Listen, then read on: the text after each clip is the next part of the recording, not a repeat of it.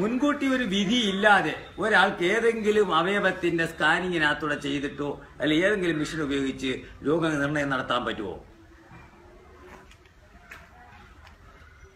ഒന്നുകൂടെ ഏതെങ്കിലും ഒരു മുൻവിധി ഇല്ലാതെ ആർക്കെങ്കിലും ഏതെങ്കിലും ഒരു മെഷീൻ ഓപ്പറേറ്റർക്ക് അല്ലെങ്കിൽ ലാബ് ടെക്നീഷ്യൻ അല്ലെങ്കിൽ എക്കോ എടുക്കുന്നവർക്ക് മുൻവിധി ഇല്ലാതെ ഏത് രോഗത്തിനെ പറ്റിയാണോ എടുക്കാൻ പോണേ അതിനെപ്പറ്റി അവന് ധാരണയില്ലാതെ അത് ടെസ്റ്റ് ചെയ്താൽ കിട്ടുമോ? കിട്ടില്ല. കിട്ടില്ല. അതെന്താ കാര്യം? കാരണം മുൻവിധി എന്ന് പറയുന്നത് തന്നെ ഒരു തീരുമാനമാണ്. അതൊരു തീരുമാനമാണ്. ആ മനുഷ്യന് ഈ അസുഖം ഉണ്ടെന്നൊരു തീരുമാനം നേരത്തെ അങ്ങ് ഉറപ്പിക്കുക. എന്നിട്ട് നമ്മൾ അതിന്റെ ഒരു ബേസിലാണ് ഈ സ്കാനിങ് ഒക്കെ ചെയ്യുന്നത്. അപ്പൊ അത് ചെയ്ത് കഴിയുമ്പോൾ കാണുന്ന റിസൾട്ടിനകത്ത് തീർച്ചയായിട്ടും വേരിയേഷൻസ് ഉണ്ടാവും. സംശയിക്കപ്പെട്ട രീതിയിലാണ് നമ്മൾ സ്കാൻ ചെയ്യുന്നത്. അപ്പൊ അസുഖം ഉള്ളവനാണോ മരുന്ന് കൊടുക്കുന്നത്, അസുഖം ഇല്ലാത്തവനാണോ മരുന്ന് കൊടുക്കുന്നത് അറിയാൻ പറ്റില്ല. മരുന്ന് കൊടുത്തു കഴിഞ്ഞാൽ എന്തായാലും അവന് അസുഖം ഉണ്ടാകുമല്ലോ. അപ്പൊ പിന്നെ സമാധാനമായില്ലേ?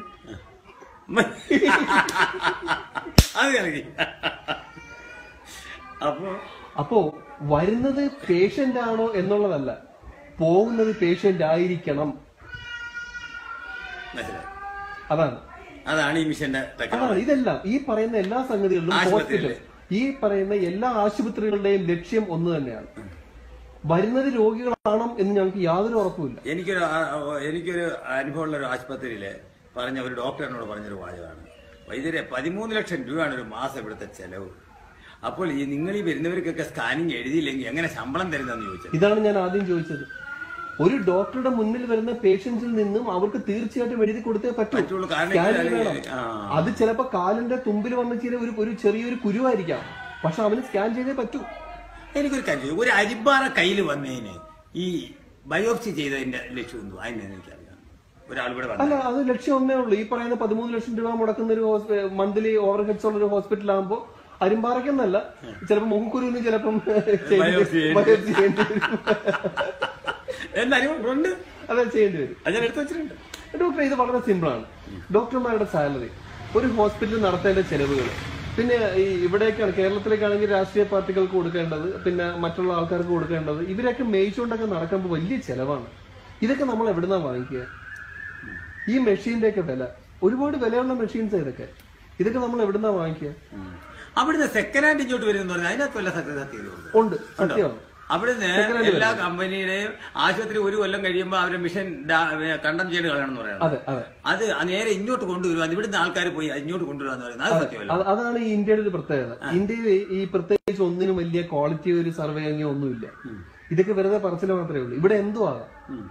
ഉപയോഗിച്ച സിറിഞ്ചും ഉപയോഗിക്കാം, ഉപയോഗിച്ച മരുന്നും ഉപയോഗിക്കാം, പഴയ റീഏജന്റും ഉപയോഗിക്കാം.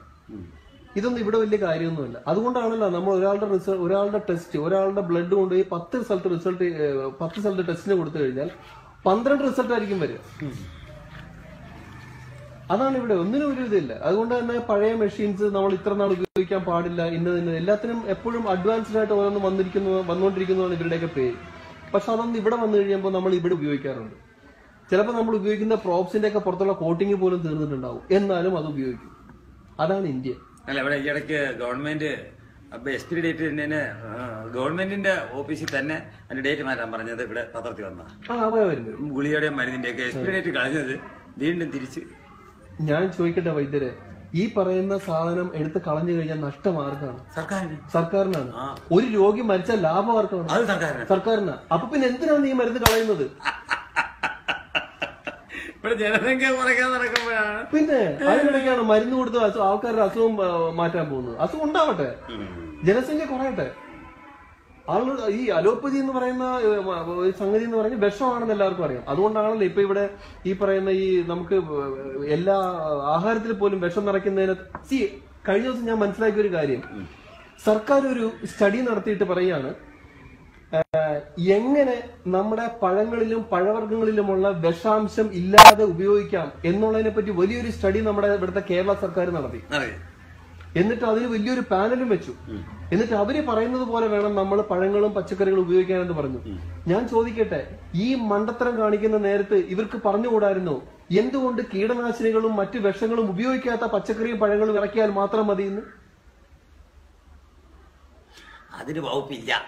അതല്ല ചെയ്യേണ്ടത്. അല്ല, അതിന് വകുപ്പില്ല. അത് കാരണൂടെ അതിന് പകരം വിഷം അടിച്ചതിന് ശേഷം വിഷം ഇല്ലാതെ എങ്ങനെ ഉപയോഗിക്കാന്നാണോ പറയേണ്ടത്? അത് കലക്കണം, അതല്ലേ?